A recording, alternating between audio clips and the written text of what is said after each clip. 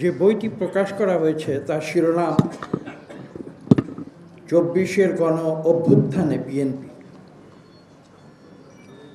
এই বইটি প্রকাশের যে পটভূমি সেটা বাবুল তালুকদার তার বক্তব্যে ব্যাখ্যা করেছে, আমি তার দ্বিরুক্তি করব না। কিন্তু এই বইয়ের যে সত্যিকার পটভূমি সে সম্বন্ধে আমি আপনাদের সামনে বিনীতভাবে কয়েকটি কথা উপস্থাপন করতে চাই। আমি এ বিষয়ে মহাসচিবের অনুমতি নিয়েছি এবং আপনাদের সকলের অনুমতি নিয়ে আমার বক্তব্য শুরু করছি।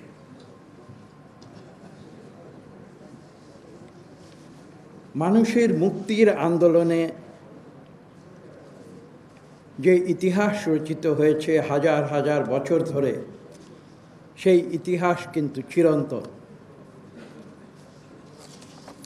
সৃষ্টির উষালগ্ন থেকে চলে এসেছে এই সংগ্রাম। আমরা মানুষের মুক্তির কথা বলি, কিন্তু মাঝে মাঝে ভুলে যাই এই মানুষ কিন্তু মুক্ত থাকে না। কিছু কিছু ক্ষমতাশালী মানুষের মুক্তিকে হরণ করে নিয়ে যায়, তার উদাহরণ পৃথিবীতে কিন্তু বারবার এসেছে। অসত্যের বিরুদ্ধে সত্য প্রতিষ্ঠায়, অন্যায়ের বিরুদ্ধে ন্যায়ের বিজয়ে, বঞ্চনার বিরুদ্ধে মানুষের মৌলিক অধিকার নিশ্চিতকরণে এবং দারিদ্র্যের বিরুদ্ধে সুবিধাবঞ্চিত মানুষের বেঁচে থাকার অধিকার অর্জনে এই যে সংগ্রাম, আমি বলবো সেই সংগ্রাম চিরন্তন। এই অনন্ত সংগ্রামে কিন্তু আমরা বারবার দেখেছি, এটা শুধু আমাদের বাংলাদেশের বিষয় নয়, এই সংগ্রাম কিন্তু বিশ্বের সকল প্রান্তে বারবার এসেছে। আমি উল্লেখ করতে চাই বিলেতের রাজতন্ত্রের বিরুদ্ধে গণমানুষের যে ম্যাগনা কার্টার যে আন্দোলন পুরোপুরি বাস্তবায়িত এখনো হয়নি আমি বলবো, তবে তা মোটামুটিভাবে বাস্তবায়িত হতে কয়েক শত বছর লেগেছিল। আমি উল্লেখ করব আমেরিকার স্বাধীনতার আন্দোলন। আপনারা দেখেছেন যা 250 বছর ধরে আমেরিকায় আমরা যেটাকে বলি সেখানের গণতান্ত্রিক প্রতিষ্ঠানগুলোকে একটি স্থায়ী রূপ দেবার চেষ্টা করেছে। কিন্তু এটা উল্লেখ করলে হয়তো অত্যুক্তি হবে না, আমরা এখন আবার নতুন করে দেখছি আমেরিকার গণতান্ত্রিক আন্দোলন এবং তাদের যে গণতান্ত্রিক যে প্রতিষ্ঠানগুলো রয়েছে সেগুলোকে প্রাতিষ্ঠানিকীকরণের জন্য 250 বছর পরেও কিন্তু আজও তারা সংগ্রাম করে চলেছে। আমরা দেখেছি বিশ্বের সর্বপ্রাচীন যে সভ্যতার দেশ চীন, সেই চীনের বিপ্লবের ইতিহাস, যেটা চীনের গণমানুষের আন্দোলনে রূপান্তরিত হয়ে নয়া চীন সৃষ্টি করেছে। আমরা আফ্রিকায় সেই সংগ্রাম দেখেছি। আপনারা দক্ষিণ আফ্রিকার যে ইতিহাস, সাম্প্রতিক ইতিহাস, সেই নেলসন ম্যান্ডেলার আন্দোলনের ইতিহাস আপনারা দেখেছেন।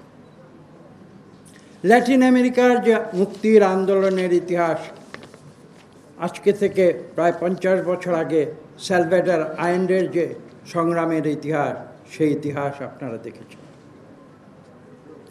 আমেরিকার খুব কাছাকাছি দ্বীপপুঞ্জে কিউবার যে সংগ্রাম, ফিদেল ক্যাস্ট্রো এবং চে গুয়েভারা, সেই সংগ্রাম আপনারা দেখেছেন।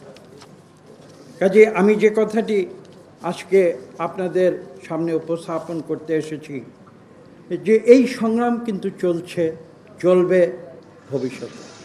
কাজেই আমরা খুব বেশি এটা নিয়ে আশাহত হবা অথবা দুশ্চিন্তাগ্রস্ত হবার কোনো কারণ নেই, কারণ পৃথিবীর ইতিহাস সাক্ষ্য দেয় যে শক্তিশালী যারা রয়েছে তারা মানুষকে কুক্ষিগত করে সুযোগ সুবিধা নিতে চাইলেও মানুষ কিন্তু বারবার তার প্রতিবাদ করে চলে।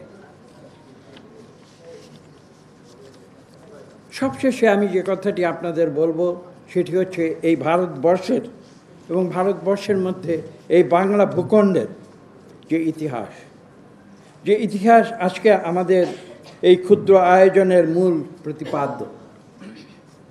উল্লেখ্য, এই বাংলার মানুষ কিন্তু পরাক্রমশালী মুঘল সম্রাটদের যে আধিপত্য, সে আধিপত্য কিন্তু বারবার অস্বীকার করেছিল।